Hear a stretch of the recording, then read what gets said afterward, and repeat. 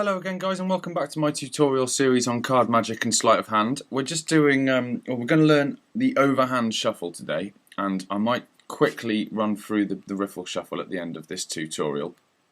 The overhand shuffle, I did explain to you briefly before. You hold the deck like so in your right hand with your thumb at the back and your middle finger, and I believe this is the third finger, I'm not sure, on the outer extremity of the pack. Now from that position what you do is you use your hand to cup the cards, and your thumb can peel off either single cards or multiple cards.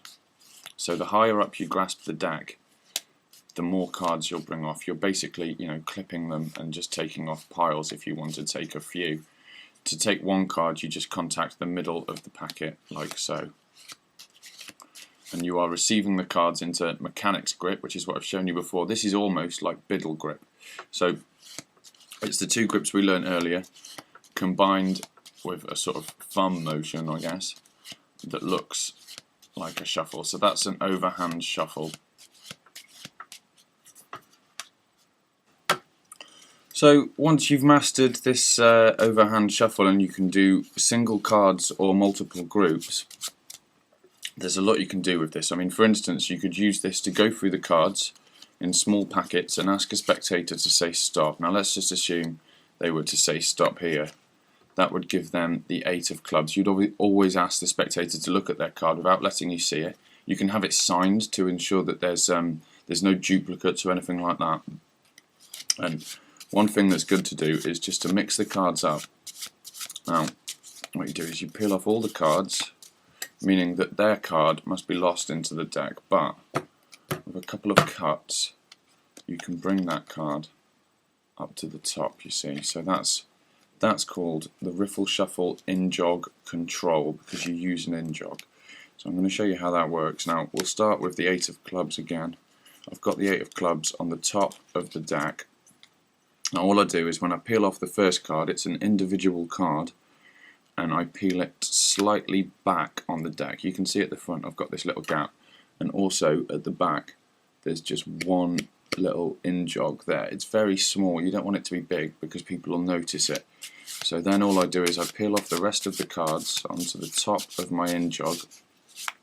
Sorry, this is messy. And then when I contact the cards in biddle grip, I take my my Injog like so. And when I cut down like that, I'm left with the 8 of clubs. So one more time with the Injog control. You peel off a card to make your Injog, which leaves you with the small gap, and then you peel off small groups of cards on top of your Injog until you've got rid of all of the stock in your right hand. And then what you'll be left with is something that looks very much like that, with just one card, and that isn't the selected card, that's your Injog card on top of the selected card. When my right hand comes in, it contacts it and pulls it up.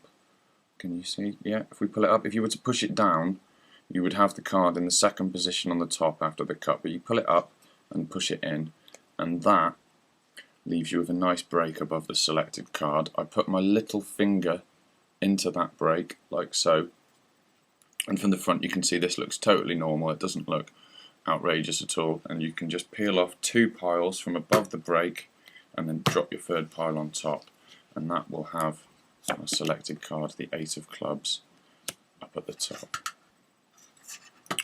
So now I just wanted to go over another real basic move that you can do with this overhand shuffle.